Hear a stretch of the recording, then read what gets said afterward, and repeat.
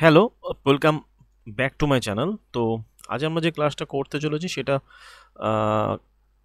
NCERT class 9-এর third chapter, অর্থাৎ এই চ্যাপ্টারে আমরা অণু এবং এই পরমাণু এবং অণু সম্পর্কে দেখব, যাকে বলা হয় যে অ্যাটম অ্যান্ড মলিকুলস। ঠিক আছে, এবং এটা যে কেমিস্ট্রি 3 নম্বর চ্যাপ্টার, যেখানে আমরা প্রথম দুটো চ্যাপ্টার কমপ্লিট করেছি, যেখানে ওই প্রথমত ম্যাটার, মানে ফার্স্ট চ্যাপ্টারে ছিল বিভিন্ন মৌল এবং তাদের ইয়ে যে কন্ডিশন, যে পদার্থের বিভিন্ন ধরনগুলো সম্পর্কে জেনেছি। সেকেন্ড চ্যাপ্টারে সেখানে আরও ডিটেলসে গিয়ে বিভিন্ন কন্ডিশন থেকে কীগুলো চেঞ্জ হয় সেই আম, এবং তাদের সম্পর্কে জেনেছি। আর আজকে 3 নম্বর চ্যাপ্টার, যেখানে আমরা অ্যাটম সম্পর্কে জানবো, পরমাণু সম্পর্কে জানবো এবং বিভিন্ন মৌলগুলো সম্পর্কে জানবো। তার আগে এখানে একটা বলে রাখি, আগের চ্যাপ্টারে যেটা আমরা যে জিনিসটা আমরা বলছিলাম, যে ওই যে ওখানে তো বিভিন্ন চ্যাপ্টারের ওই বিভিন্ন কন্ডিশনের বিভিন্ন মৌলগুলোর সম্পর্কে বলা ছিল, এবং তাদের সম্পর্কে আমরা যেমন যেটি যতটা ডিটেলস, যেমন ওই যে দ্রবণ, মিক্সচার, এই সম্পর্কে যেগুলো আমরা পড়েছিলাম, মানে সলিউশন, মিক্সচার, কোলয়েড, প্রলম্বন, এগুলো মানে ওই সাসপেনশন, এইসব জিনিসগুলো পড়েছিলাম, এবং তাদের যে ফিল্ট্রেশন প্রসেসটা বলেছিলাম, যে ওখানে ওই এইবারে যে আপডেটেড চ্যাপ্টারের মানে আপডেট এনসিটি যে আপডেটেড চ্যাপ্টার ওরা বার করেছে, সেখানে কিন্তু নেই আপডেটেড যে ঠিক সিলেবাসে কিন্তু ওগুলো ছিল না, তাই আমি জাস্ট ওগুলোকে টাচ করে গিয়েছিলাম। তাই এই ভিডিওটা শুরু করার আগে আমি এই চ্যাপ্টারের ডিটেলস একটু বলে নিই। এখানে 3.5-এ মানে এই চ্যাপ্টারে 3.5 যে পার্টটার আমাদের আসতে চলেছে, সেখানে আমরা দেখব যে মানে বাংলা আগের যে সিলেবাসে ছিল আণবিক ভর, মানে যাকে বলা হয় molecular mass and mole concept. তো এইবারে যেটা অ্যাকচুয়ালি নতুন যে সিলেবাসে, সেখানে কিন্তু এই মোল কনসেপ্ট পোর্শনটাই নেই। তোমরা এখানে দেখতে পাচ্ছ, এখানে জাস্ট অনলি মলিকুলার মাসের এই কনসেপ্টটাই আছে। এখানে কিন্তু মোলটাকে রাখেনি ওরা, মোল এখানে নেই, যেটা আমাদের আগের কনসেপ্টে ছিল। যেহেতু আমরা এটা বাংলা মিডিয়াম থেকে পড়বো, সুতরাং এই পোর্শনটাকে আমরা বাদ, এই পোর্শনটা কিন্তু আমাদের সিলেবাসে নেই, সুতরাং আমরা এই পোর্শনটা বাদ দেবো। জাস্ট আমাদের এই ফর্মুলা পর্যন্ত দেখে আমরা কমপ্লিট করবো, এবং এখানে বিভিন্ন কোশ্চেন্সগুলো দেখবো, এবং তার সাথে পিওআইকিউজ কতগুলো দেখবো, এবং মোটামুটি চেষ্টা করবো 10 থেকে 12টার মতো পিওআইকিউজ দেখার, এবং বাদবাকি যে কোশ্চেন্সগুলো হবে সেগুলো আমরা পরে দেখবো অন্য ভিডিওর মাধ্যমে। সেখানে শুধু কোশ্চেন্স নিয়ে আলোচনা হবে। এখানে এখানে যেহেতু কনসেপ্ট প্লাস কোশ্চেনের কথা হচ্ছিল, জাস্ট কনসেপ্টগুলো দেখবো, তার সাথে যে কোশ্চেন্সগুলো ইম্পর্টেন্ট এসছে, এই যে ঠিক রিসেন্ট এসছে সেইগুলো সম্পর্কে দেখবো। তার মানে শুধুমাত্র আমরা এখানে এই মলিকুলার এই পোর্শনটা পড়বো, যেটাকে এই বলা হচ্ছে অ্যাটমিক যে মলিকুলার মাস, এই পোর্শনটাকে আমরা পড়বো। ঠিক আছে, আমাদের এই মোল কনসেপ্টের যে ব্যাপারটা, মোল আমাদের এইবারে সিলেবাসে নেই। ঠিক আছে, মোল আমাদের এইবারে সিলেবাসে নেই। ওকে, তাহলে চলো ভিডিওটা শুরু করি। Let start. তো প্রথমেই জাস্ট আমরা চলে আসছি যে পরমাণু সম্পর্কে কি জানি আমরা। তো প্রাচীনকালে ভারতীয় এবং বিভিন্ন গ্রিক দার্শনিকগণ পদার্থের অজানা এবং অদৃশ্য গঠন সম্পর্কে খুবই তারা কৌতূহল ছিলেন, এবং প্রায় 500 খ্রিস্টপূর্বাব্দ থেকে, মানে 500 বিসি থেকে পদার্থ, মানে যাকে বলা হয় ম্যাটার, যে আমরা আগের চ্যাপ্টারে পড়েছিলাম ম্যাটার সম্পর্কে, সেই পদার্থের বিভাজনের এই ধারণাটা ভারতীয় বিজ্ঞানীদের মধ্যে ছিল। একজন ভারতীয় বিজ্ঞানী, মানে দার্শনিক, তিনি ছিলেন মহর্ষি কনাদ। এই কনাদই সর্বপ্রথম স্বীকার করেছিলেন যে আমরা পদার্থকে ভাঙি, তাহলে পাবো অনেক পদার্থের ক্ষুদ্র ক্ষুদ্র কণা, এবং একসময় আর এরকে ভাঙা যাবে না। এই যে ক্ষুদ্রতম যে কণা, তারই নাম দেওয়া হয়েছিল পরমাণু। অর্থাৎ একজন ভারতীয় দার্শনিক পাকুত কট্টায়াম বলে তিনি এই ধারণাটা দিয়েছিলেন। আরও তিনি এই ধারণার প্রসার ঘটিয়েছিলেন, যে তিনি বলেছিলেন যে এই কণাগুলো প্রকৃতপক্ষে সংযুক্ত অবস্থায় থাকে বলে আমরা এদের বিভিন্ন রূপে দেখতে পাই। ঠিক আছে, মানে ওই অ্যাটম সম্পর্কে বলা হচ্ছে, মানে সব থেকে ছোট ছোট যে কণা থাকতে পারে অ্যাটম, একটা পদার্থের সব থেকে ক্ষুদ্রতম কণা, সেটা হলো অ্যাটম। ওকে, তারপরে বলা হচ্ছে যে মানে ওই একই সময়ে প্রায় গ্রিক দার্শনিক যেমন ডেমোক্রিটাস, লিউসিপাস, এরা কি বলেছিলেন যে আমরা যদি পদার্থকে ভাঙতে থাকি, তবে এমন একটা পর্যায়ে আসবে যখন কণাগুলোকে আর ভাঙা যাবে না, মানে সেই আমাদের ওই ভারতীয় দার্শনিকদের মতোই কথা, বাট এবং ডেমোক্রিটের সেই অবিভাজ্য কণাগুলোর নাম দিয়েছিলেন পরমাণু, যার অর্থ হলো অবিভাজ্য। পরমাণু এমন একটা পদার্থ, মানে এমন একটা কন্ডিশন যেখানে যার পরে ভাঙা যায় না। তাই সব দার্শনিকের ধারণাগুলো ছিল একই ধরনের। অষ্টাদশ শতক পর্যন্ত সম্পর্কে কোনো পরীক্ষামূলক কাজ সম্ভব হয়নি, বা সেগুলোর একটা ধারণা ছিল। যদিও অষ্টাদশ শতকের শেষের দিকে বিজ্ঞানীগণ মৌলিক এবং যৌগিক পদার্থের মধ্যে পার্থক্য খুঁজে পান। মৌলগুলো কিভাবে এবং কেন পরস্পরের সাথে যুক্ত হয়, যেমন যুক্ত হলে কী ঘটে সে সম্পর্কে জানার আগ্রহ দেখা যায়। এখানে সবথেকে গুরুত্বপূর্ণ এইটা, যে অ্যান্টনি এল ল্যাভয়েশিয়ে রাসায়নিক সংযুতিকরণের দুটো গুরুত্বপূর্ণ সূত্র প্রতিষ্ঠা করেন, যে সূত্র দুটি পরবর্তীকালে একটা মানে ব্যাপক চেঞ্জ আনে এই কেমিস্ট্রির এই অ্যাটমিক স্ট্রাকচার বা অ্যাটমের এই সব ব্যাপারে।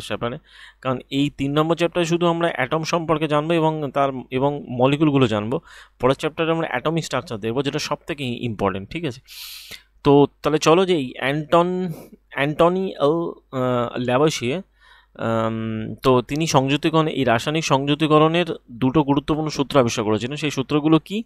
সূত্রগুলো, তার রাসায়নিক সংযোগের সূত্রগুলো ছিল এরকম: ল্যাভয়েশিয়ে এবং জোসেফ এল প্রাউস্ট এরা পরীক্ষা নিরীক্ষার মাধ্যমে দেখিয়েছিল। তো এই জোসেফ প্রাউস্ট অ্যাকচুয়ালি মানে তার এই যে ঠিক সূত্র দুটো হলো, একটা হলো law of conservation of the mass, মানে যাকে বলা হয় ভরের নিত্যতা সূত্র, আর দ্বিতীয় হলো স্থির অনুপাত সূত্র, যাকে বলা হয় law of constant proportion of the ratio. এখন এই যে ভরের নিত্যতা সূত্র অনুযায়ী এটাই বলা যায় কোনো রাসায়নিক বিক্রিয়াতে ভরকে যেমন সৃষ্টি করা যায় না, তেমন একে ধ্বংসও করা যায় না। ওকে। আর স্থির অনুপাতে বলা হয় যে বিজ্ঞানী ল্যাভয়েশিয়ে এটা লক্ষ্য করেছিলেন যে একটা যৌগিক পদার্থ যে কোনো উৎস থেকে সংগৃহীত থাকে, মানে সংগৃহীত হোক বা এটা যে কেউ তৈরি করুক, এটা সর্বদা দুটো বা তার বেশি নির্দিষ্ট মৌল দিয়ে তৈরি, এবং যৌগিক পদার্থগুলো ওই মৌলগুলোর নির্দিষ্ট অনুপাতে থাকে। তার মানে এটাই বলা হয়েছে যে এবং ল্যাভয়েশিয়ে এইখানে স্থির অনুপাতের সূত্রটা যৌগিক পদার্থের কথা বলেছিল। তাহলে মৌলিক পদার্থ থেকেই তৈরি হয়েছে যৌগিক পদার্থ। তো তিনি বলেছিলেন এরকম যে একটা যৌগিক পদার্থ যে কোনো উৎস থেকে সংগৃহীত হোক না কেন, বা যেই তৈরি করুক না কেন, সেটা সর্বদা দুটো বা তার বেশি নির্দিষ্ট মৌল দিয়ে তৈরি, এবং ওই যৌগিক পদার্থ ওই মৌলের একটা নির্দিষ্ট অনুপাতে থাকে সম্পর্কে আমরা জানলাম এখানে। যাই হোক, তারপরে চলে আসছি নেক্সট স্লাইডে। তার মানে আমরা এখান থেকে যে ঠিক দুখানা সূত্র সম্পর্কে দেখলাম। একটা হলো যে ভরের নিত্যতা সূত্র, যে যেমন মানে কোনো রাসায়নিক বিক্রিয়ার মাধ্যমে পদার্থ সৃষ্টি করা যায় না, ধ্বংস করা যায় না, মানে এর ভরকে সৃষ্টি করা যায় না, ধ্বংস করা যায় না। আর একটা হলো যে ওই স্থির অনুপাত সূত্র আর বিজ্ঞানী যেটি ল্যাভয়েশিয়ে দিয়েছিলেন। এবং এই রাসায়নিক সংযোগ সূত্রগুলো দুজন বিজ্ঞানীর নাম উল্লেখযোগ্য, একটা হলো ল্যাভয়েশিয়ে এবং আরেকজন হলেন প্রাউস্ট। ঠিক আছে, তাহলে আমরা যেটি পরের স্লাইডে দেখব কি আছে। তো এখানে পরের স্লাইডে বলা হচ্ছে এটাই যে ওই যৌগিক পদার্থের যে ওই স্থির অনুপাত যে সূত্রটা, সে সম্পর্কে এখানে বলা হচ্ছে। স্থির অনুপাত সূত্র সম্পর্কে এখানে যেটা বলা হচ্ছে সেটা হচ্ছে কি, যে উৎস যাই হোক না কেন, জল নামক যৌগিক পদার্থে হাইড্রোজেন এবং অক্সিজেন আছে, এবং তাদের ভরের অনুপাত কত? হাইড্রোজেনে 1 আর অক্সিজেনে কত? 8। অর্থাৎ টোটাল 9 গ্রাম জলকে একটা বিশ্লেষণ করলে আমরা 1 গ্রাম হাইড্রোজেন পাবো এবং 8 গ্রাম কী পাবো? অক্সিজেন পাবো। স্বাভাবিক ব্যাপার। তেমনই কোনো পদ্ধতিতে কোনো উৎস থেকে অ্যামোনিয়া যদি সংগ্রহ করি, তো অ্যামোনিয়াতে কী হয়? অ্যামোনিয়ার সংকেত কী হয়? NH3।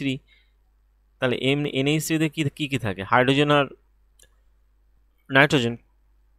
এখানে নাইট্রোজেনের আণবিক গুরুত্ব কত হয়? এখানে নাইট্রোজেন 14, আর হাইড্রোজেন যেহেতু মানে 1 হয়, হাইড্রোজেনের ভর যেহেতু সংখ্যায় 3টে আছে, সেই জন্য এখানে 3 ধরা হয়েছে, সেই জন্য 14:30। এই কারণে বলা হয় যে স্থির অনুপাত সূত্র, এটাকে স্থির অনুপাত সূত্র বলা হয়।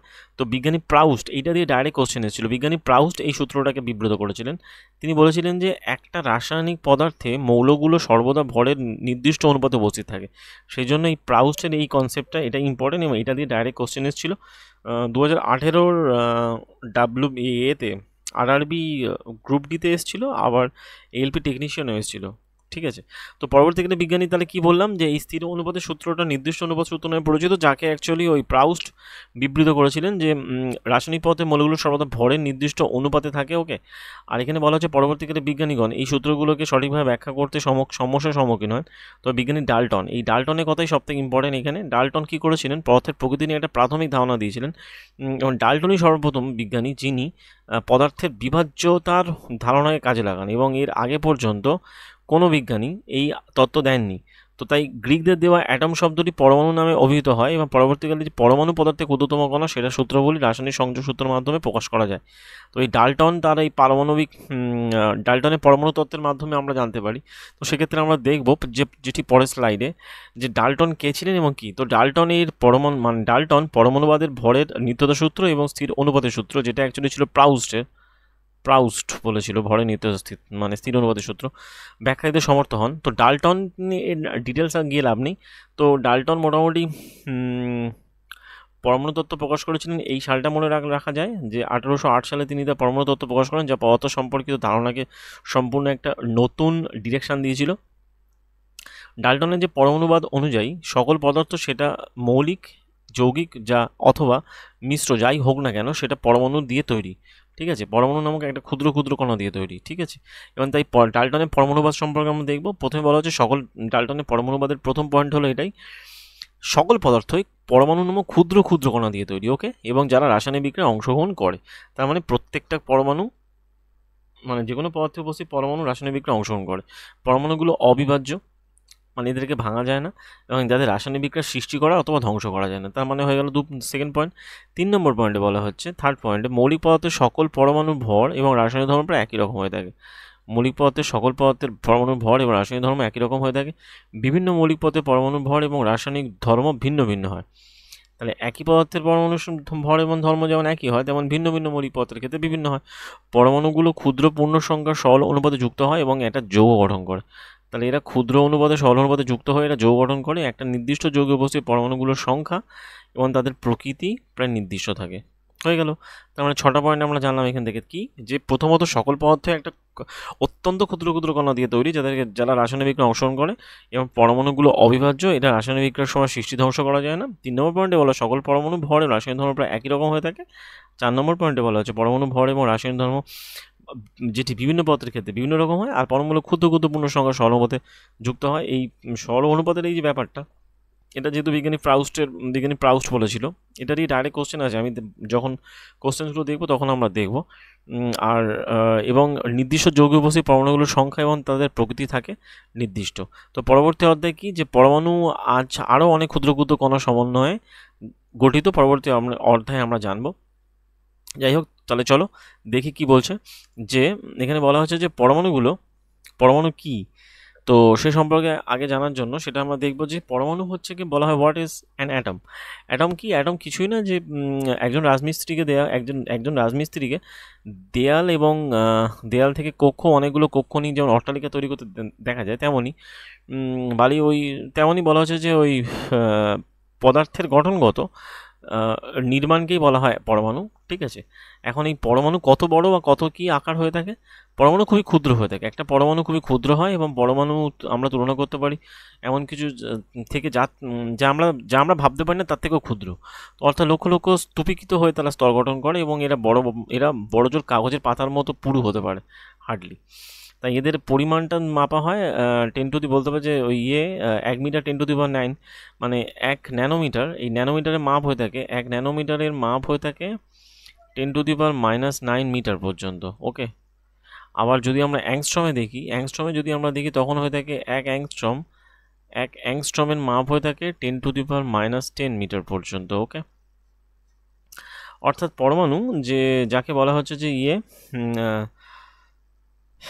বিভিন্ন পদার্থের পরমাণুর সাইজ বিভিন্ন হয়। যেমন হচ্ছে কি হাইড্রোজেনের ক্ষেত্রে 10⁻10 হয়ে থাকে, জলের অণুর ক্ষেত্রে 10⁻9, হিমোগ্লোবিনের ক্ষেত্রে 10⁻8। মানে খালি চোখে যাওয়ার কোনো প্রশ্নই আসছে না। বালির কণা 10⁻4, পিঁপড়ে হয় 10⁻3, আর আপেল হয় 10⁻1। এরপরে আমরা যেটা দেখব সেটা হচ্ছে পরমাণু আমরা কীরকম হতে পারে তার সম্পর্কে একটা ধারণা দেখব। তো আমাদের এমনটা মনে হতে পারে যে পরমাণুর আকার এতই ক্ষুদ্র, পরমাণু দিয়ে আমরা এত ভাবছি কেন, এতই ক্ষুদ্র যে আমরা ভাবছি কেন? কারণ আমাদের সমগ্র পৃথিবী পরমাণু দ্বারা তৈরি, যেটা আমরা দেখতে পাই না, কিন্তু এদের অস্তিত্ব আছে, এবং আমাদের সমস্ত কাজে এদের নিরন্তর প্রভাব, সমস্ত কাজে সমস্ত কাজে এদের এই অ্যাটমের প্রভাব রয়েছে। বর্তমান আধুনিক প্রযুক্তিকে কাজে লাগিয়ে আমরা মৌলের পৃষ্ঠতলে পরমাণুর একটা বিবর্ধিত চিত্র পাই। যেমন এখানে একটা চিত্র দেখানো হয়েছে, যেটাকে বলা হয়েছে, ওই যে আমি বলছিলাম যে পাতলা কাগজের মতো পুরু হতে পারে, এটা একটা সিলিকনে পাতলা মানে দেখানো হয়েছে, পৃষ্ঠতলে ক্ষেত্র মানে চিত্র দেখানো হয়েছে যেখানে পরমাণুগুলো রয়েছে। এখন এই পরমাণু যদি বলা হয় যে পরমাণুর সাইজ 10⁻⁸ হয়ে থাকে, পরমাণুর মধ্যে আছে যেটাকে নিউক্লিয়াস, এটাকে বলা হয় নিউক্লিয়াস। নিউক্লিয়াসের বাইরে আছে ইলেকট্রন, ইলেকট্রনগুলো বিভিন্ন কক্ষপথে ঘোরে। আর নিউক্লিয়াসের মধ্যে আছে যেটাকে দুটো কণা, একটা প্রোটন কণা আর একটা হলো যেটাকে নিউট্রন কণা। প্রোটন কণা আর একটা হলো যেটাকে নিউট্রন কণা, আর এর মধ্যে রয়েছে। আর বাইরে রয়েছে ইলেকট্রন কণা, ইলেকট্রনগুলো এই বাইরে থাকে আর এই ভিতরে থাকে প্রোটন কণা, প্রোটন আর যেটাকে নিউট্রন থাকে। আর বাইরে ইলেকট্রন থাকে, যত পরিমাণ ইলেকট্রন থাকবে ভিতরে তত পরিমাণ প্রোটন থাকবে। আর সেই জন্য পরমাণুটা অ্যাকচুয়ালি হয়ে থাকে নিস্তড়িত, নিউট্রাল। তার নিস্তড়িত হওয়ার কারণ সম পরিমাণে এলিমেন্ট থাকে, ঠিক আছে। আর এখান থেকে প্রপার্টিস আমরা অফ দ্য ইন্টারাকশন, এই যে পরমাণু বলা হচ্ছে, পরমাণু বিভিন্নভাবে অবস্থান করে। যাই হোক, তার পরের স্লাইডে আমরা দেখব যে বিভিন্ন মৌলিক পদার্থের পরমাণুগুলো কিরকম সাইন হয়ে থাকে, যেগুলো আমাদের পরীক্ষায় পড়ে। তো ডাল্টন প্রথম বিজ্ঞানী যিনি পরমাণুগুলোকে একটা বিভিন্ন চিহ্নের সাহায্যে প্রকাশ করেছিলেন। তাই তার বিভিন্ন চিহ্নগুলোর মধ্যে তিনি এটাও বুঝেছিলেন, পরিমাণকেও বুঝেছিলেন, অর্থাৎ একটা মৌলের একটা পরমাণুকে বুঝেছিলেন। বার্জেলিয়াস মৌলের প্রতীকগুলোকে কাজে লাগান। তাহলে এখানে একটা বড় ইম্পর্টেন্ট পয়েন্ট হলো, বার্জেলিয়াস মৌলের প্রতীকগুলোকে বিভিন্ন বর্ণ অনুযায়ী প্রকাশ করেন। তাহলে এখান থেকে আমরা দুটো পয়েন্ট পেলাম। একটা হলো কি, ডাল্টন প্রথম বিজ্ঞানী যিনি নির্দিষ্ট পরমাণুগুলো চিহ্নের সাহায্যে প্রকাশ করেন। আর বার্জেলিয়াস কী করেছিল, ওই চিহ্নগুলোকে প্রতীকের আকারে প্রকাশ করেন। এই প্রতীককে তাদের নামের একটা বা দুটো বর্ণ সাহায্যে প্রকাশ করে। তাহলে এখান থেকে ইম্পর্টেন্ট এটাই, ডাল্টন কী করেছিল, যিনি পরমাণুগুলোকে চিহ্নের সাহায্যে প্রকাশ করেছিলেন। আর যেমন এই হাইড্রোজেনের চিহ্ন এরকম, ফসফরাসের চিহ্ন এরকম হয়ে থাকে, অনেকটা অরি গাড়ির মতো। তারপরে কপারে সি, গোল্ডের ক্ষেত্রে জি। আর মৌলের প্রতীকগুলোকে তাদের একটা বা দুটো বর্ণ আকারে প্রকাশ করেছিলেন কে, তিনি হলেন বার্জেলিয়াস তাদেরকে বর্ণের আকারে প্রকাশ করেছিলেন। যাই হোক, তো এখান থেকে এই প্ল্যাটিনাম, সীসা মানে লেড এল, সালফার তো এস হয়, সালফারে 4টে হাত। তারপরে এইরকমভাবে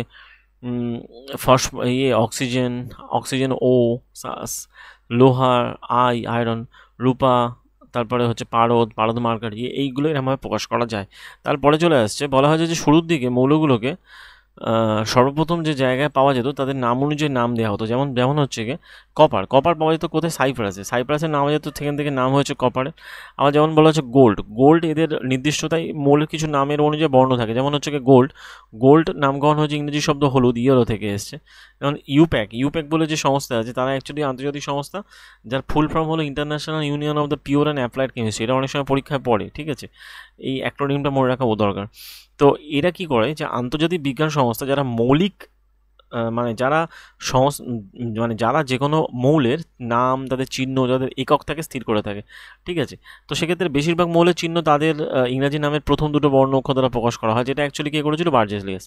তো এই চিহ্নের প্রথম বর্ণটা বড় অক্ষর দ্বারা, আর দ্বিতীয় বর্ণটাকে ছোট অক্ষর দ্বারা প্রকাশ করা হয়। এখন ধরো একটা মৌল আছে, তার অ্যাটমিক মাস এবং তার কোনটা মাস নাম্বার, অ্যাটমিক নাম্বার। তো এই উপরে যেটা থাকে সেটাকে বলা হয়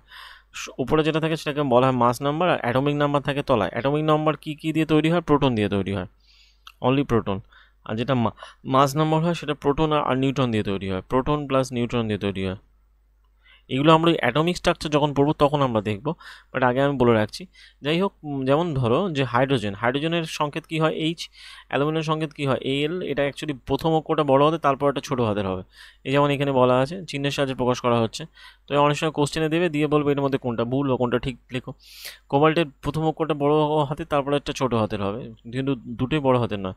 তাই মৌলের চিহ্ন তাদের নামের প্রথম অক্ষর সাহায্যে পরের প্রথম বর্ণের সাথে পরের অন্য কোনো যুক্ত বর্ণ হয়ে প্রকাশ করা যায়। যেমন হচ্ছে ক্লোরিনের ক্ষেত্রে সিএল বলা হয়, ক্লোরিনের ক্ষেত্রে 10 থেকে জেটেন, এরকমভাবে প্রকাশ করা হয়। অবশিষ্ট মৌলগুলো চিহ্ন ল্যাটিন অথবা জার্মান বা গ্রিক নাম থেকে নেওয়া হয়েছে, ঠিক আছে, ম্যাক্সিমাম ক্ষেত্রে। যেমন হচ্ছে গিয়ে লোহা, তার অ্যাকচুয়াল ল্যাটিন নাম হচ্ছে ফেরাম, সেই জন্য এর অ্যাকচুয়ালি সংকেত আমরা কী করি, আয়রনকে বলে থাকি কি, ফেরাম। সোডিয়ামের নাম হচ্ছে ন্যাট্রিয়াম, সেই জন্য সোডিয়ামকে আমরা কী বলে থাকি, এন দ্বারা প্রকাশ করে থাকি। এরকমভাবে বিভিন্ন চিহ্ন দ্বারা মোটামুটি আমরা প্রকাশ করে থাকি, ঠিক আছে।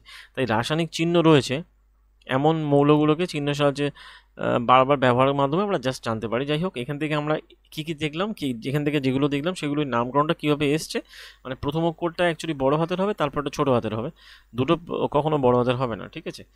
আর এখান থেকে বিভিন্ন নাম, যেমন আয়রনের ক্ষেত্রে আয়রনের ল্যাটিন নাম কী হয়ে থাকে, ফেরাম, সেই জন্য ওর সংকেত হয়ে থাকে এফি। আবার সোডিয়ামের যেটি ল্যাটিন নাম হয়ে থাকে কি, ন্যাট্রিয়াম, সেই জন্য ওর হয়ে থাকে ইয়ে এনে। ব্যাস হয়ে গেল। তারপরে ক্যাপ্রিয়াম থেকে চলে আসে ওই কপার সিইউ।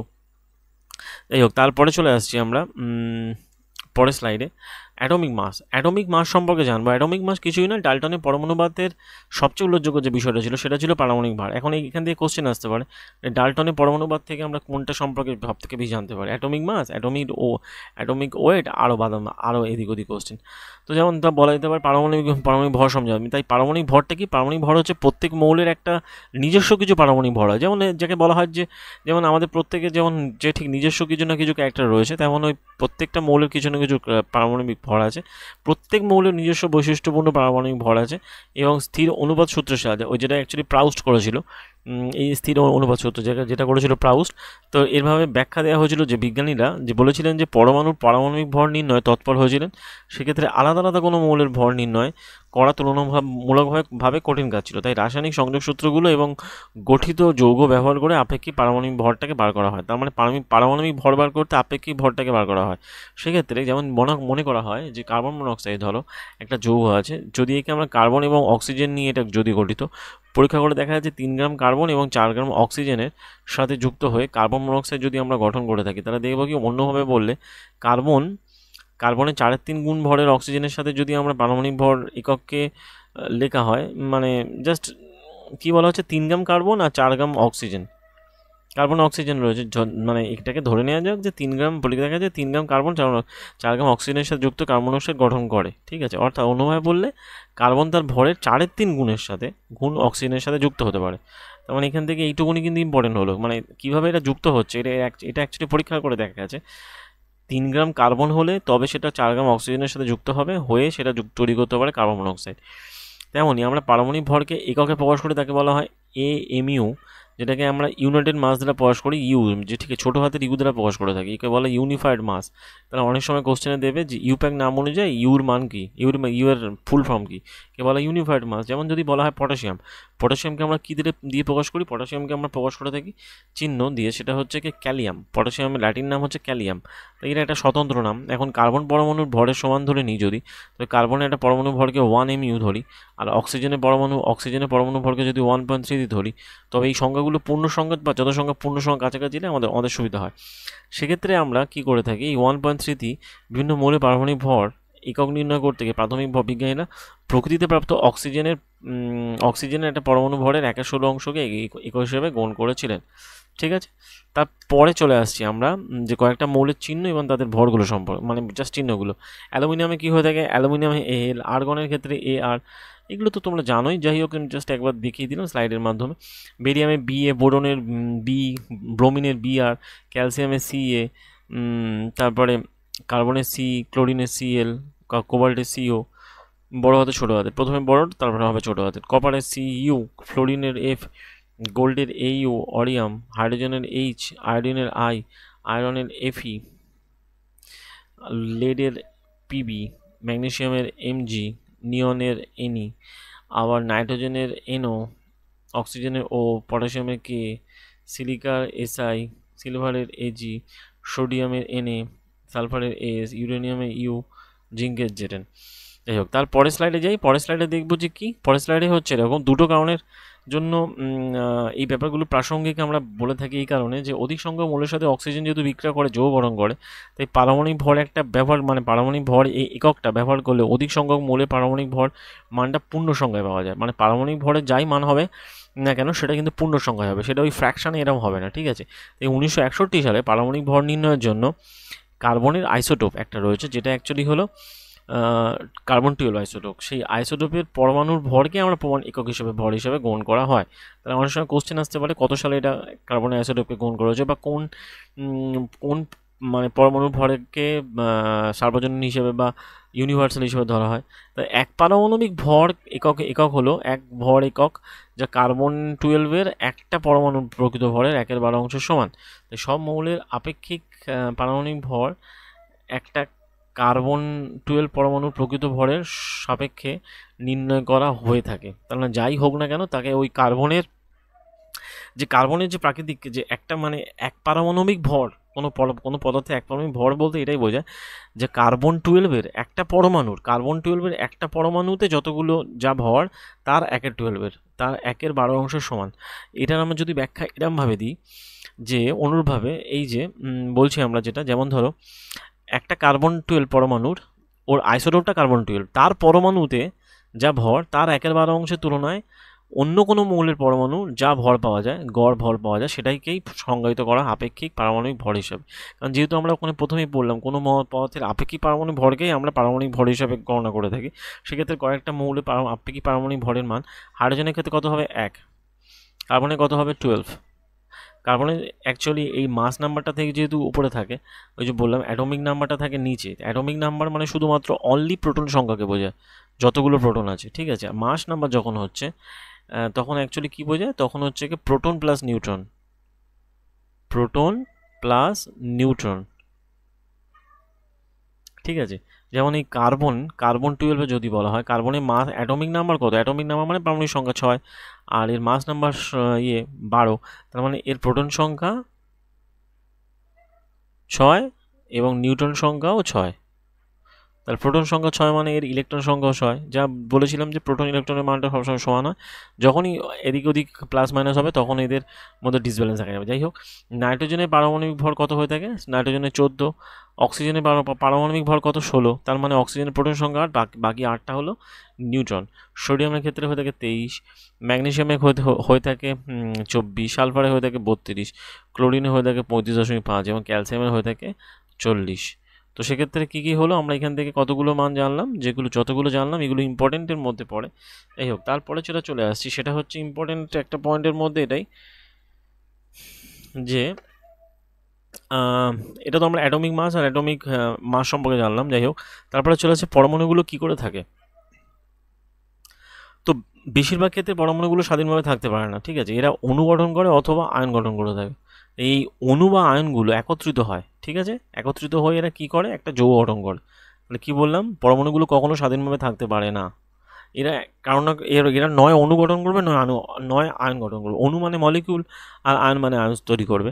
এই অণু বা আয়নগুলো বিশাল সংখ্যা একত্রিত, মানে এদের একটা চেন থাকে, এটা চেনগুলো একত্রিত হয় হয়ে এরা কী করে, আমরা এদেরকে যখন এরা চেন গঠন করে যৌগ গঠন করে তখনই আমরা এদেরকে দেখতে পাই, স্পর্শ করতে পারি, ঠিক আছে। তার আগে নয়।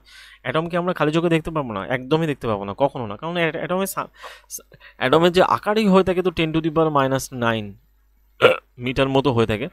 তো সেক্ষেত্রে এটা অ্যাকচুয়ালি এতটাই ছোটো হয় আমাদের খালি চোখে দেখা সম্ভব না। সেই জন্য এরা কী করে, এরা চেন শৃঙ্খলের মাধ্যমে ওগুলো যুক্ত হয় হয়ে এরা কী করে, এরা একটা বিশাল সংখ্যায় অণু বা আয়ন গঠন করে। তারপরে তারা যে ঠিক আছে যৌগ গঠন করে, সেই যৌগটা কী করে থাকে, যৌগটা আমরা স্পর্শ করতে পারি এবং দেখতে পাই। যাই হোক, তারপরের স্লাইডে যাব। তারপরের স্লাইডে বলা হচ্ছে অণু কি, হোয়াট ইজ মলিকিউল।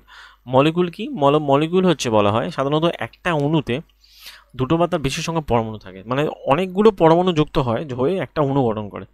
যেমন ধরো এই একটা যদি এটা যৌগ বলা হয়, তো একটা অণুর মধ্যে 2 বা তার বেশি সংখ্যক পরমাণু যুক্ত হয়ে আকর্ষণ বন্ধন মানে রাসায়নিক বন্ধনের মাধ্যমে তারা যে ঠিক যুক্ত থেকে তারা কী করে, তারা দৃঢ়ভাবে আবদ্ধ থেকে অণু গঠন করে। তাই অণুকে সংজ্ঞায়িত করতে গেলে বলা যায় অণু হলো মৌলের বা যৌগের ক্ষুদ্রতম কণা যা স্বাধীন সত্তা আছে।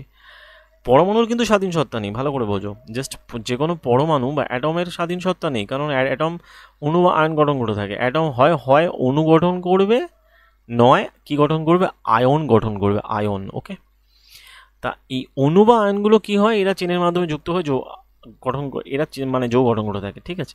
তো সেক্ষেত্রে বলা হচ্ছে এটাই অণু হলো মৌল বা যৌগের ক্ষুদ্রতম কণা যার স্বাধীন সত্তা আছে এবং যা পদার্থটার সমস্ত ধর্মকে প্রকাশ করে, এবং একই মৌলিক পদার্থের বা বিভিন্ন মৌলিক পদার্থের পরমাণুগুলো যুক্ত হয়ে কী গঠন করে, অণু গঠন করে।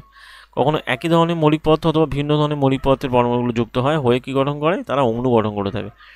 তার মানে কী বললাম, হয় একই ধরনের হবে, যেমন ধরো কার্বন থেকে কার্বন কার্বন এরম চেন হয়ে এটা যৌগ গঠন করবে, আবার কার্বনের সাথে হাইড্রোজেন আবার এরমভাবে যে ঠিক আছে যুক্ত হয়ে এরা কী গঠন করবে, এরা যৌগ গঠন করবে।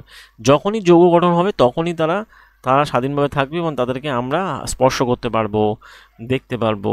ব্যাপারটা হচ্ছে এটাই। তার মানে কি বললাম, পরমাণু কিন্তু স্বাধীন নয়, ঠিক আছে? পরমাণু ক্ষুদ্রতম কণা, পরমাণু স্বাধীন নয়।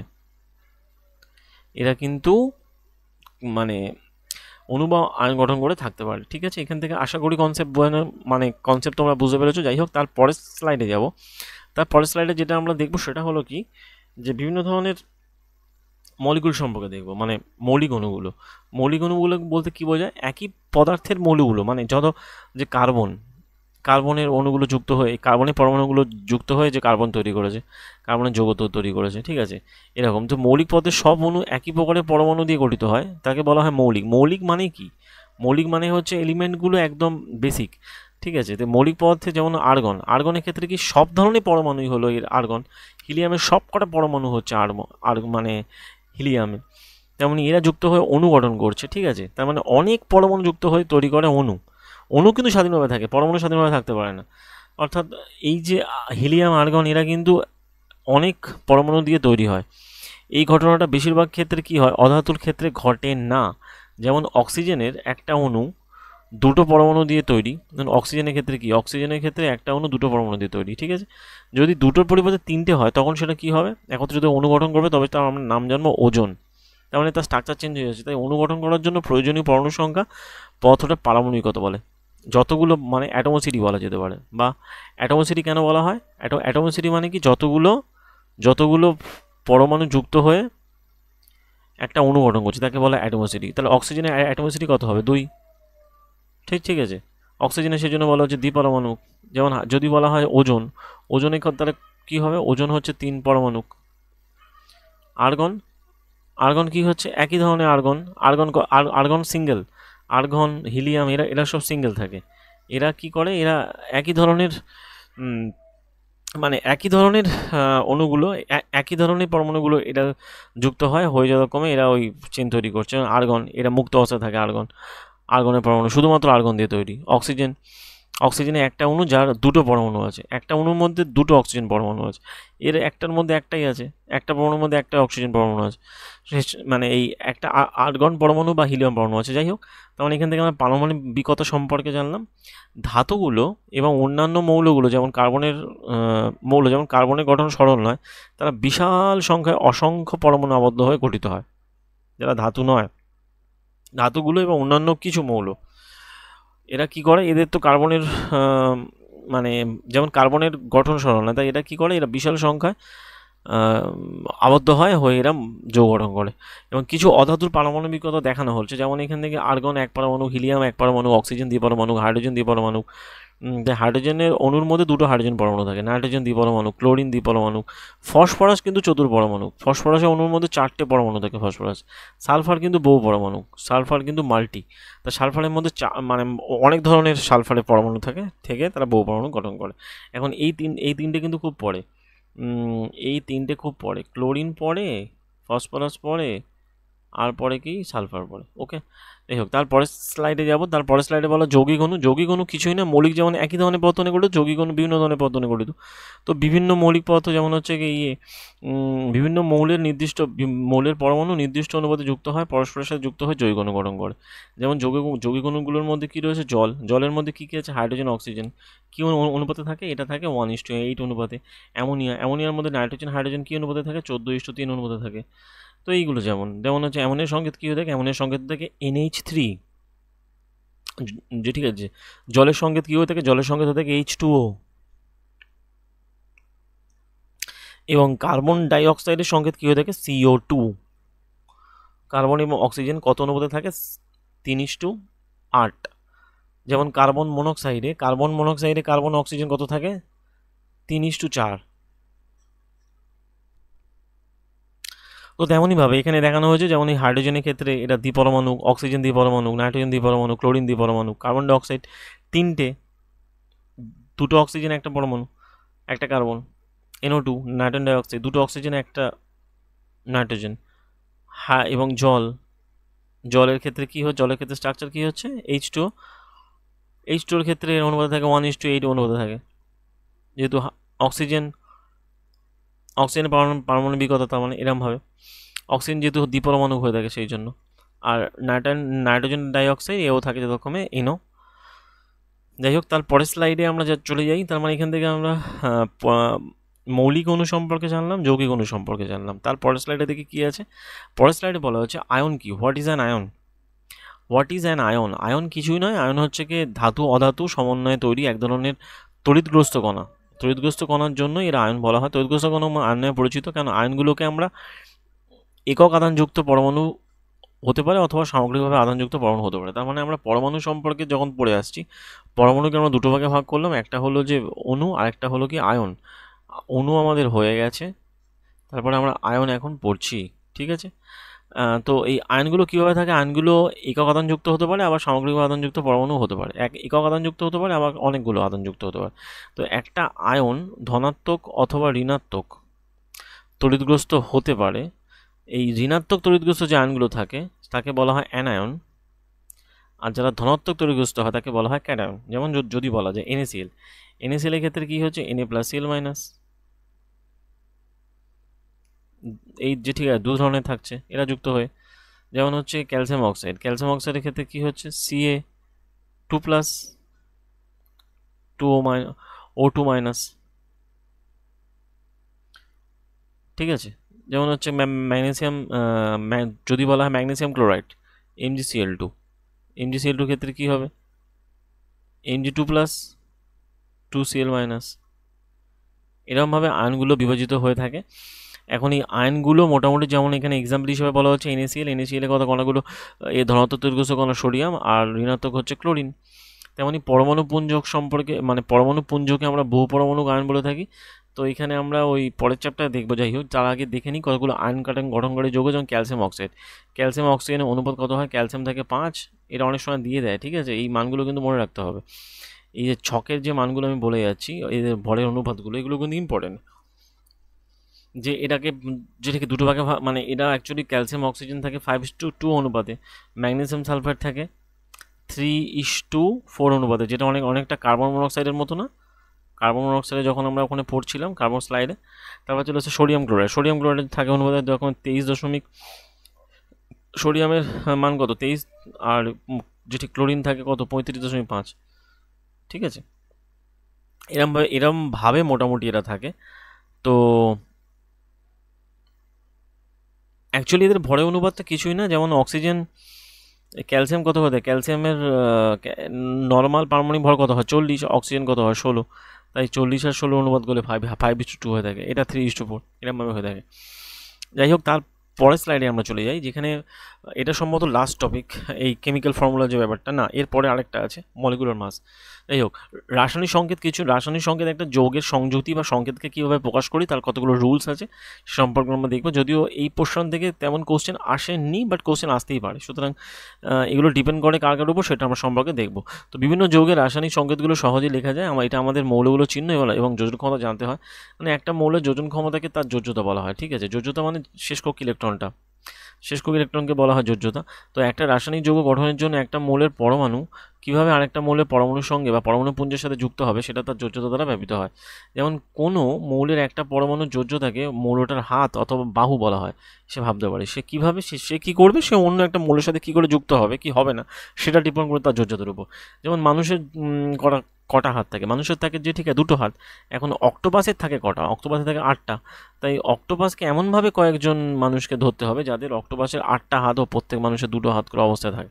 তো অক্টোপাস, যাই হোক, এখানে যদি অক্টোপাসকে আমরা ও দিয়ে এবং মানুষকে যদি এইচ দিয়ে প্রকাশ করি, তাহলে দেখবো সংযুক্তিকরণে দেখতে পাবো যে OH4 যুক্ত হচ্ছে, ঠিক আছে। এরকমভাবে ব্যালেন্স করছে, মানে এই ইকুয়েশনের মাধ্যমে ব্যালেন্স। যেমন হাইড্রোজেনের ডান দিকে নিচে সাবস্ক্রিপ্ট এবং লেখা হয় এবং 4 সংখ্যা দিয়ে প্রকাশ করা। যাই হোক, এখানে আমরা এর পরের ব্যাপারটা, মানে এর পরের স্লাইডে দেখবো এই যোজ্যতা সম্পর্কে আমরা তোমাদের আইডিয়াটা আশা করি ক্লিয়ার হয়েছে যে এটা একটা জাস্ট মৌলের শেষ কক্ষে যে ইলেকট্রন, যে লাস্ট কক্ষে যে ইলেকট্রন থাকে তাকে যোজ্যতা বলা হয় কোনো অ্যাটমের। পরমাণু লাস্ট কক ইলেকট্রনকে তার যোজ্যতাতে প্রকাশ করে। এটা এটা এটা অ্যাকচুয়ালি হাত হিসেবে কাজ করে, অন্য মৌলের সাথে যুক্ত করতে সাহায্য করে।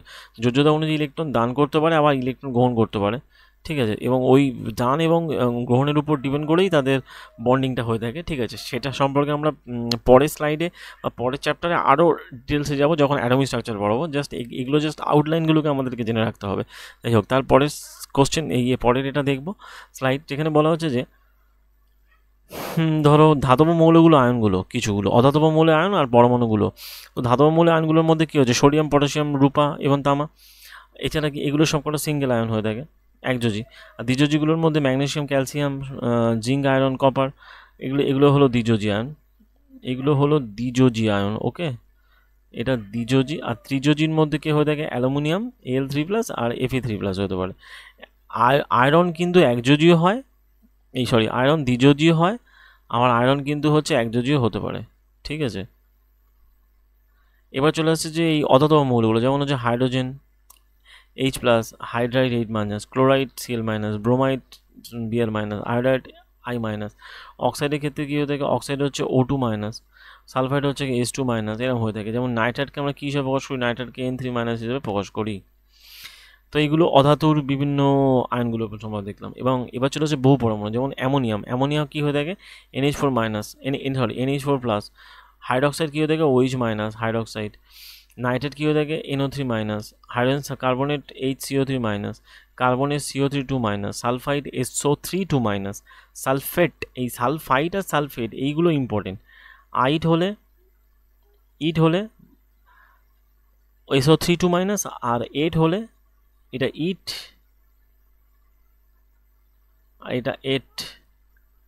আর এট। আই হলে SO3-2-, এট হলে SO4-2-, এ হলে বড় হবে, মোটামুটি মনে রাখতে হবে। সালফেট আর সালফাইড, ঠিক আছে। ফসফেট এট হলে বড় হবে বললাম, PO4 3-, ঠিক আছে। তো এগুলো অ্যাকচুয়ালি এদের যোজ্যতাগুলো এই বাইরের দিকে প্রকাশ করা হয়। যেমন এখানে এর সালফেটের যোজ্যতা 2 কিন্তু, যেমন এখানে ফসফেটের যোজ্যতা 3 কিন্তু, ঠিক আছে। এরমভাবে এদের যোজ্যতাগুলো প্রকাশ করে এবং এই অনুযায়ী এরা স্ট্রাকচারগুলো বন্ড তৈরি করে থাকে, ঠিক আছে, অন্য মৌলের সাথে। যাই হোক, তার পরের স্লাইডে দেখি কী আছে। পরের স্লাইডে যেমন কয়েকটা জিনিস এক্সাম্পলের সাথে বলা হয়েছে যে আয়নের যোজ্যতা বা আধানের সমতা বিধান করা হয়, ঠিক আছে। মানে যখন আমরা সংকেত লিখি, ধাতু বা অধাতু সমন্বয়ে গঠিত যৌগের ক্ষেত্রে সংকেত লেখার সময় যে কিছু কিছু চিহ্ন লিখতে হয়। যেমন হচ্ছে ক্যালসিয়াম অক্সাইডের সময় CaO, সোডিয়াম ক্লোরাইডের সময় NaCl, আয়রন সালফাইডের সময় FeS, কপার অক্সাইডের সময় CuO, অক্সিজেনের সময় O, ক্লোরিনের সময় Cl। এগুলো এদের সংকেত হয়ে থাকে, ঠিক আছে। সালফারের সময় S, অধাতু। আর এদের ডান দিকে লেখা হলো এগুলোকে। আর অবধি ক্যালসিয়াম ধাতুগুলোকে সবসময় মাঝখানে লেখা হয়, এদের বাম দিকে লেখা হয়। তাহলে মানে বলা হচ্ছে ধাতুগুলো যেদিকে লেখা হয় তার ডান দিকে, অ্যাকচুয়ালি দেখো ভালো করে, যে ক্যালসিয়াম অক্সাইড, যেমন ক্যালসিয়াম অক্সাইড, আয়রন অক্সাইড এগুলো রয়েছে ইত্যাদিতে। এখানে কি অক্সিজেন ক্লোরিন, যেমন এই ক্যালসিয়াম অক্সাইডে অক্সিজেন, সোডিয়াম ক্লোরাইডে ক্লোরিন, আয়রন সালফাইডে সালফার, আর কপার অক্সাইডে অক্সিজেন। এরা কি, এগুলো যেহেতু অধাতু তাই এদেরকে ডান দিকে লেখা হলো। আর ক্যালসিয়াম, সোডিয়াম, আয়রন, কপার এগুলো ধাতু, তাই এদেরকে বাম দিকে লেখা হলো। এই যে, তাহলে এদেরকে বাম দিকে লেখা হলো, এগুলোকে ডান দিকে লেখা হলো। এইটা ভালো করে ফলো করলে বুঝতে পারবে। NaOH, ঠিক আছে, NaOH, NaCl, MgOH। আমি এখানে জাস্ট ব্যাখ্যা দিচ্ছি এরমভাবে। তো এদেরকে মোটামুটি এদের ডান দিকে লেখা থাকবে কে, এদের ডান দিকে লেখা থাকবে যতক্ষণ ওই অধাতুগুলো, আর মাঝখানে থাকবে মানে এই অধাতুর বাম দিকে থাকবে কে, ধাতুগুলো। তো যেই বহু পরমাণু যৌগগুলোর ক্ষেত্রে সংকেত লেখার সময় বহু পরমাণু আয়নের সংকেতকে বন্ধনীর মধ্যে লেখা হয়, বন্ধনীর বাইরে আয়নের সংখ্যা লেখা হয়। যেমন ম্যাগনেসিয়াম হাইড্রোক্সাইড, এই যেটার কথা বলছিলাম, ম্যাগনেসিয়াম হাইড্রোক্সাইডকে লেখা হচ্ছে যেমন বহু পরমাণু আয়নের ক্ষেত্রে বন্ধনীর মধ্যে, যেমন সোডিয়াম হাইড্রোক্সাইডকে যেমন লেখা হচ্ছে NaOH-। এরকম স্ট্রাকচার এরকম তৈরি হয়ে থাকে, ঠিক আছে। তার মানে আমরা এখান থেকে সংকেতের এই স্ট্রাকচার সম্পর্কে একটা বেসিক আইডিয়া সম্পর্কে ধারণা পেলাম। তারপরে স্লাইডে চলে যাব, সেটা হচ্ছে যে কি সরল যৌগগুলোর সংকেত। তো বিভিন্ন ওই যে যৌগগুলো রয়েছে তার মানে সরল যৌগ আছে, সেগুলো যুক্ত হয়ে দ্বিযৌগ গঠন করে বাইনারি কম্পাউন্ড তৈরি করতে পারে। এবং সেটা আমরা আগের যে সারণীতে বা আগের চার্টে দেখলাম। এখন এই যৌগের রাসায়নিক সংকেত লেখার সময় আমরা উপাদানগুলোকে বা মৌলগুলোকে তাদের যোজ্যতা অনুযায়ী নিচের মতো করে লিখি। যেমন ধরো হাইড্রোজেন ক্লোরাইড লেখা হচ্ছে কি চিহ্ন কি HCl, হাইড্রোজেনের যোজ্যতা 1, যে ঠিক ক্লোরিনের যোজ্যতা 1। এরা কোনাকুনি যুক্ত হচ্ছে, এদের স্ট্রাকচার কী হবে HCl। যেমন ধরো হাইড্রোজেন সালফাইডের ক্ষেত্রে কি সালফারের যোজ্যতা 2 আর হাইড্রোজেনের যোজ্যতা 1, তাহলে এই যোজ্যতাগুলো জাস্ট ক্রস গুণ হয়ে যায়, সেই জন্য এই সংকেত কী হয়ে থাকে H2S। যেমন যদি বলে H2O, এখানেই আমি লিখছি ধরো H2O, তাহলে চিহ্ন কী হয় H আর O, অক্সিজেনের যোজ্যতা 2, হাইড্রোজেনের 1, তাহলে হাইড্রোজেন যুক্ত হবে এখানে, অক্সিজেন যুক্ত হবে এদিকে, তার মানে সংকেত কী হবে H2O। অনুরূপভাবে কার্বন টেট্রাক্লোরাইড, কার্বনের যোজ্যতা 4, ক্লোরিনের 1, সেই জন্য কী হবে সংকেত CCl4। তাই যোজ্যতাগুলোকে সেই অনুযায়ী সাজানো হয়েছে। ম্যাগনেসিয়াম ক্লোরাইডের ক্ষেত্রে কী হয়ে থাকে Mg2 প্লাস Cl মাইনাস, অর্থাৎ ম্যাগনেসিয়াম ক্লোরাইডের ক্ষেত্রে ম্যাগনেসিয়াম 2, ক্লোরিন 1, তাই জন্য MgCl2 হয়ে থাকে। ঠিক আছে, দুটো। তো এই ম্যাগনেসিয়াম ক্লোরাইডের প্রতিটা ম্যাগনেসিয়ামের জন্য দুটো ক্লোরাইড আয়ন দরকার হয়, মানে একটা ম্যাগনেসিয়ামের জন্য দুটো, প্রতিটার জন্য দুটো করে, সেই জন্য ধনাত্মক ঋণাত্মক আধান পরস্পর প্রশমিত করে সামগ্রিকভাবে যৌগটা নিস্তড়িত হয়ে যায়। তাই এখানে জাস্ট আমরা কতগুলো সংকেতকে জাস্ট দেখলাম যে ঠিক আছে, সংকেতগুলো এখানে জাস্ট ডিসক্রিপ্ট করলাম। তারপরের স্লাইডে দেখব যেমন আরও কিছু এক্সাম্পল, যেমন অ্যালুমিনিয়ামের ক্ষেত্রে অ্যালুমিনিয়ামের যোজ্যতা কত হয় 3, অক্সিজেনের যোজ্যতা 2, সেই জন্য কী হয় Al2O3 স্ট্রাকচার হচ্ছে। ক্যালসিয়াম অক্সাইডের ক্ষেত্রে কী হয় ক্যালসিয়ামের যোজ্যতা 2, অক্সিজেনের 2, সেই জন্য CaO, সেই জন্য CaO হয়ে থাকে ক্যালসিয়াম অক্সাইড। ঠিক আছে, তো আবার যেমন সোডিয়াম নাইট্রেট, যেমন সোডিয়ামের 1, নাইট্রাইড আয়নের 1 মাইনাস, সেই জন্য কী হয়ে থাকে NaNO3। আবার ক্যালসিয়াম অক্সাইড, ক্যালসিয়ামের 2 অক্সিজেনের, সেই জন্য CaOH2। তাহলে ক্যালসিয়াম হাইড্রক্সাইড CaOH2 কিন্তু, ঠিক আছে, সেই যে O2 নয়, এই যে O2 ব্যাপারটা আসবে না কেন, যেহেতু এদের স্ট্রাকচার এরমভাবে, কারণ যদি সংকেত একই ধরনের বহু পরমাণু আয়নের সঙ্গে 2 বা তার বেশি সংখ্যক বন্ধনী ব্যবহার করি, এখানে বন্ধনীর মধ্যে OH এবং বন্ধনীর বাইরের 2 বোঝাচ্ছে, সুতরাং ক্যালসিয়াম পরমাণুর সাথে দুটো হাইড্রক্সি মূলক যুক্ত হয়েছে, তাই এখানে বোঝা যায় ক্যালসিয়াম হাইড্রক্সাইডে হাইড্রোজেন এবং অক্সিজেন প্রতীকটা দুটো পরমাণু আছে, সেই জন্য CaOH2 স্ট্রাকচার হচ্ছে। ঠিক আছে, আশা করি এখান থেকে তোমাদেরকে বোঝাতে পারছি। তো এগুলো একদম বেসিক জিনিস, কিন্তু জাস্ট অক্সিজেন এই কতগুলো ওই যোজ্যতাগুলোকে মনে রাখতে হবে এবং তার ওয়াইজ সেইগুলোকে সাজাতে হবে। ঠিক আছে, সেরকমভাবে সংকেত তৈরি হয়। তার পরের স্লাইডে চলে যাই, যেমন হচ্ছে সোডিয়াম কার্বনেটের ক্ষেত্রে স্ট্রাকচার কী আসছে, সোডিয়ামের যোজ্যতা 1, কার্বনেটের 2, সেই জন্য কি Na2CO3, এটা কিন্তু 2 মাইনাস হয়ে থাকে। ঠিক আছে, আবার অ্যামোনিয়াম সালফেটের ক্ষেত্রে স্ট্রাকচার হয়ে থাকে কীরকম, তো NH4 1 আর সালফার 2, সেই জন্য NH4(2)SO4, এই যে NH4, এই যে SO4। অক্সিজেনের যোজ্যতা কত হয় 6, সেই জন্য সালফারের 6, তাই বন্ড করে মোটামুটি ব্যালেন্স করে অ্যামোনিয়াম সালফেট তৈরি করে। কার্বনের যোজ্যতা 4 হয়ে থাকে, সেই জন্য এদিকে দুটো 4টে হয়ে গেল, বাদবাকি এই তৈরি হচ্ছে Na2CO3। ঠিক আছে, তো এরমভাবেই তৈরি হয় সংকেতগুলো এবং তাদের স্ট্রাকচারগুলো। ঠিক আছে, তো তারপরের স্লাইডে আমরা চলে যাই, যে দেখা যাচ্ছে যে ওই যে বললাম এখানে ওই আণবিক জাস্ট এটাই আমাদের লাস্ট স্লাইড, যেখানে আমরা মানে জাস্ট কনসেপ্টের লাস্ট স্লাইড, যেখানে আমরা কয়টা কনসেপ্ট দেখব। তো আণবিক ভর বা মলিকুলার মাস, তো মলিকুলার মাস কিছুই না, মলিকুলার মাস আমরা ওই আগে যেমন আমরা পারমাণবিক ভর পড়লাম, তেমনই এখানে পড়বো আমরা আণবিক বলে মলিকুলার মাস। তো আণবিক ভর গণনা করতে গেলে পদার্থের একটা অণুতে উপস্থিত সব পরমাণুর পারমাণবিক ভরের সমষ্টিগুলোকে বলা হয় আণবিক ভর বা মলিকুলার মাস।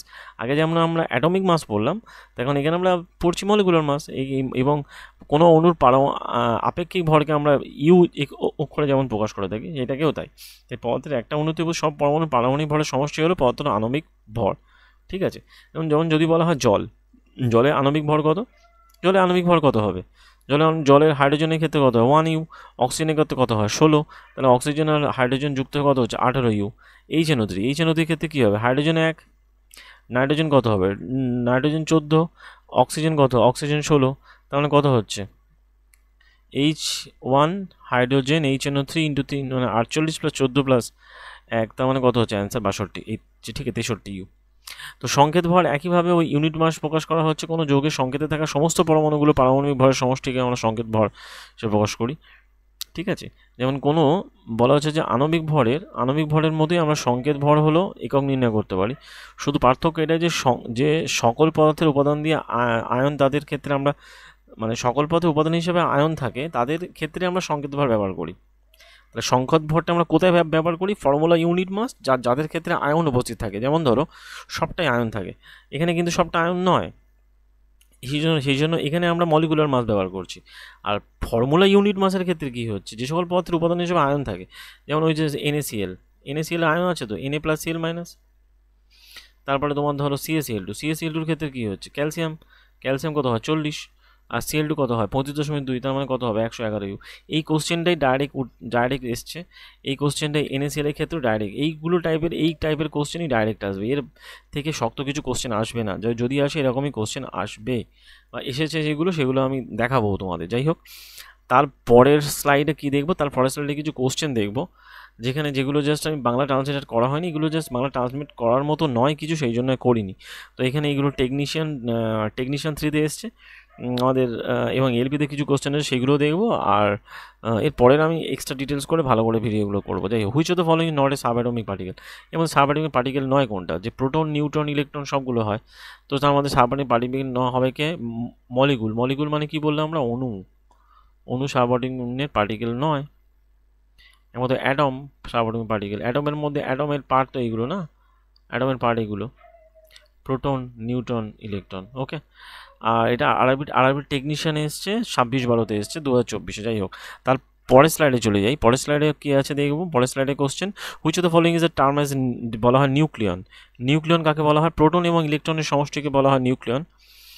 ঠিক আছে, যেটাকে আমরা অ্যাটমিক মাস বলছিলাম, অ্যাটমিক নাম্বার বলছিলাম, আর ওটা অ্যাটমিক মাসের মধ্যে ওই জিনিসটা থাকে টোটালি। ঠিক আছে, তারপরে স্লাইড, এবং অর্থাৎ এখানে প্রোটন আর নিউট্রনকে, ইলেকট্রনকে একত্রে বলা হয়, প্রোটন আর ইলেকট্রনকে একত্রে বলা হয় নিউক্লিয়ন।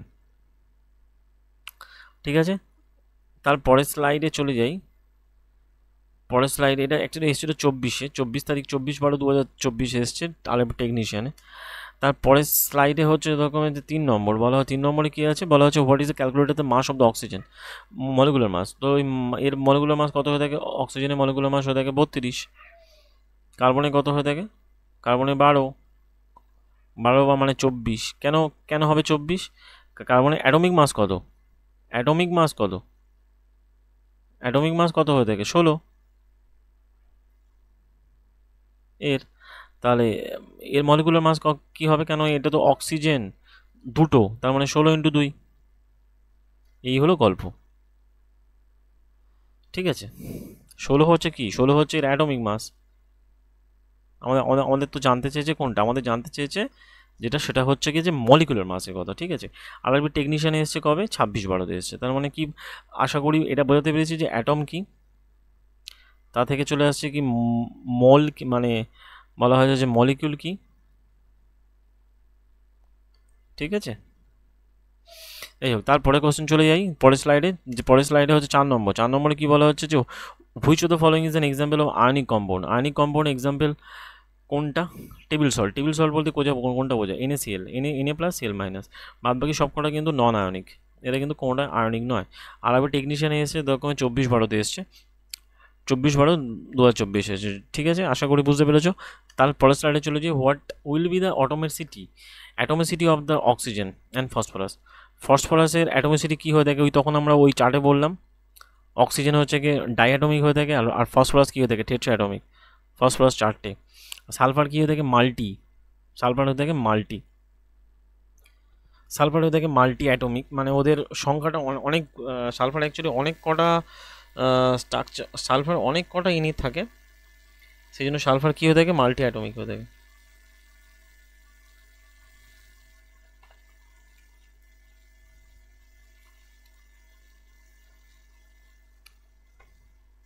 তারপরে এটা এসছে কবে, এটা এসছে আরবি টেকনিশিয়ানে এসছে 23/12-তে এসছে।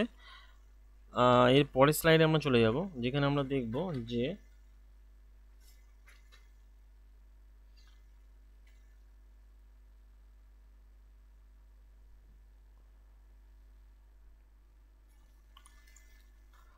পরের কোশ্চেন হচ্ছে 5 নম্বর, বলা হচ্ছে যে which of the following statement regarding an atom is correct, atom সম্পর্কিত কোন তথ্যটা ঠিক। এটা এলপিতে এসছে এরকম যে 27/11/2024, এখানে কি কোশ্চেন বলা, atom are not electrical neutral, atom তো ইলেকট্রিক্যালি যে ঠিক নিউট্রাল, সুতরাং এটা ঠিক হওয়ার কথা, তাই না। আর কেন ইলেকট্রিক্যালি নিউট্রাল? কারণ অ্যাটমের মধ্যে কি থাকে, যে ঠিক নিউক্লিয়াসের মধ্যে প্রোটন নিউট্রন থাকে, প্রোটন পজিটিভ আর নিউট্রনে কোনো আদান থাকে না, সেই জন্য এরা কী হয়ে থাকে, নিউট্রাল। আর বাইরে থাকে কি, electron. And atom does not contain any positive charge, তার মানে এদের মধ্যে কোনো পজিটিভ চার্জ নেই, একদম ভুল কথা। তারপরে বলা হচ্ছে যে which of the following statement regarding an atom is correct, তার মানে এটা ভুল। তারপরে atom as whole as electrically neutral, এটা একদম ঠিক, যেহেতু এটা বলেছিল কোনোটা যে ইলেকট্রিক্যালি নিউট্রাল নয়, এটা একদম ভুল।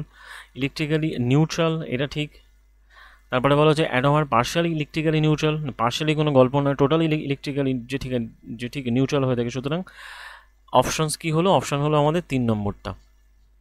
তারপরে কোশ্চেন চলে আসছি 7 নম্বর। 7 নম্বরে বলা হচ্ছে যে what is the need of balance chemical equation, একটা কেমিক্যাল ইকুয়েশন করার জন্য দরকারটা কি, ব্যালেন্স কেন মানে দরকার, সংকেতের সমতা বিধান কেন দরকার? To indicate the ratio of the volume of the reactant and product in which this react, না এটা তো একদমই না। To satisfy the law of the conservation of the mass, to satisfy the law of the constant proportion, to indicate the ratio of the mass of the reactant and product which this react. তো এই যে বলেছিলাম যে ভরের যে ঠিক নিত্যতা সূত্র অনুযায়ী সাম্যতা দরকার, সেই জন্যই law of the mass, law of the conservation of the মাসের জন্য অ্যাকচুয়ালি এটা অ্যাপ্লিকেবল। এটা এসেছিলো কবে, আরবি গ্রুপ ডিতে এসছে 17/8/22 এসছে, ঠিক আছে। ওই যে আমি স্টার্টিংয়ে তখন বলছিলাম এদের সূত্রকে দুটো ভাগে ভাগ করা হয়, রাসায়নিক ধর্মকে। তারপরেটা বলা হচ্ছে যে balance of the chemical equation কেন হয়ে থাকে, law of the conservation of the mass, ভরের নিত্যতা সূত্রটাকে ব্যালেন্স রাখার জন্য হয়ে থাকে। এটা আরবি যেইতে এসছে 2019-এ এসছে, ঠিক আছে, এই টাইপের কোশ্চেন। তারপরে কোশ্চেন বলা হচ্ছে যে among the following scientist propounded the law of the constant ratio, ওই যে তখন বলছিলাম কনস্ট্যান্ট রেশিওর গল্পটা, কনস্ট্যান্ট রেশিওর গল্প আসলেই চলে আসবে কি, জোসেফ প্রাউস্ট করেছিল কনস্ট্যান্ট রেশিওর গল্প, ঠিক আছে। আরবি গ্রুপ ডি তে এটা এসেছিলো, আরবি এলপিতেও এসেছিলো, এলপি টেকনিশিয়ান 2018-তে যখন হয়েছিল তখন এটা এসেছিলো, এখন তো টেকনিশিয়ান আলাদা করে হচ্ছে। যাই হোক, তার পরের স্লাইডে যাব, পরের স্লাইডে দেখবো যেখানে বলা হচ্ছে কি যে according to which of the following rules given a chemical substance always contain the same element are combine in a definite proportion by weight. এই প্রপোর্শন বাই ওয়েট মানে স্থির অনুপাত সূত্র বলা হয়, law of the constant ratio, যেটা করেছিল কে, জোসেফ প্রাউস্ট। এই প্রাউস্ট দিয়ে কোশ্চেন আবার আসতে পারে, ঠিক আছে, খুব ইম্পর্টেন্ট কোশ্চেন। আরবি গ্রুপ ডিতে এসেছিলো 3/12/2018, তার মানে বুঝতে পারছো এই চ্যাপ্টার থেকে কী কী কোশ্চেন আসতে পারে। এখন এর আর কি কোশ্চেন আসতে পারে সে সম্পর্কে আমরা পরের ভিডিওতে, পরের ভিডিওতে দেখব। আমি চেষ্টা করেছি এইটা কনসেপ্ট আর PIQs মিলিয়ে 1 ঘন্টা, উইদিন 1 ঘন্টার মধ্যে ভিডিও কমপ্লিট করা, তো যাতে শর্ট টাইমের মধ্যে জিনিসগুলোকে রিভিশন দেওয়া যায়, কারণ আমাদের মেন টার্গেট হলো সিলেবাস তাড়াতাড়ি শেষ করা। আর এখন এখানে একটা কথা বলে রাখি যে দেখো, আরবি গ্রুপ ডি এক্সাম হবে কি হবে না, বা কোন ডেট পোস্টপন হয়েছে বা ঠিক হয়েছে, এইসব যেটি গুজবে কান না দিয়ে, কারণ এই জিনিসগুলোর উপর কন্ট্রোল আমাদের নেই। সুতরাং যে জিনিসের উপর আমাদের কন্ট্রোল নেই সেই জিনিসের উপর আশা করি সময় নষ্ট করে, মানে যে ঠিক প্রিপারেশনের রিদমটাকে নষ্ট করে লাভ নেই। আলটিমেট পরীক্ষা কিন্তু হবেই, এবং কোর্ট কেস যেহেতু একবার পোস্টপন হয়েছে সেটা আবার তার ডেট ঠিক হবে। সুতরাং রেলওয়ে চাইছে তাড়াতাড়ি পরীক্ষা করানো, সুতরাং এই সমস্যার সমাধান হবেই। সুতরাং এই সব ব্যাপার নিয়ে ভেবে নিজেদের সময় নষ্ট করো না, প্রিপারেশনটাকে টপ লেভেলে নিয়ে যাও, আরও নেক্সট লেভেলে নিয়ে যাও, আরও বিভিন্ন ধরনের কোশ্চেন প্রিভিয়াস ইয়ার বা যেগুলো এনটিপিসির যে এই পরীক্ষাগুলো হয়ে গেলো তার কোশ্চেন্সগুলো তোমরা প্র্যাকটিস করো, বিশেষ করে ম্যাথ রিজনিংগুলো প্র্যাকটিস করো। সায়েন্স তো আমি করাচ্ছি, এবং তার সায়েন্সে আরও বিভিন্ন কোশ্চেন এবং তার প্যাটার্নের উপর কোশ্চেন আমি আনবো, সেসব নিয়ে চিন্তা করার কোনো দরকার নেই। আশা করি তোমাদের ভিডিও ভালো লাগছে, যদি ভালো লেগে থাকে ভিডিও লাইক করো, শেয়ার করো, এবং চ্যানেলটাকে অবশ্যই সাবস্ক্রাইব করো। আর দেখা হবে পরের ভিডিওতে। পরের ভিডিও হবে যেরকম যে পরের চ্যাপ্টার, যেটা অ্যাটমিক স্ট্রাকচার নিয়ে হবে। তো আপাতত এই পর্যন্ত, থ্যাংক ইউ, দেখা হচ্ছে পরের ভিডিওতে, ওকে।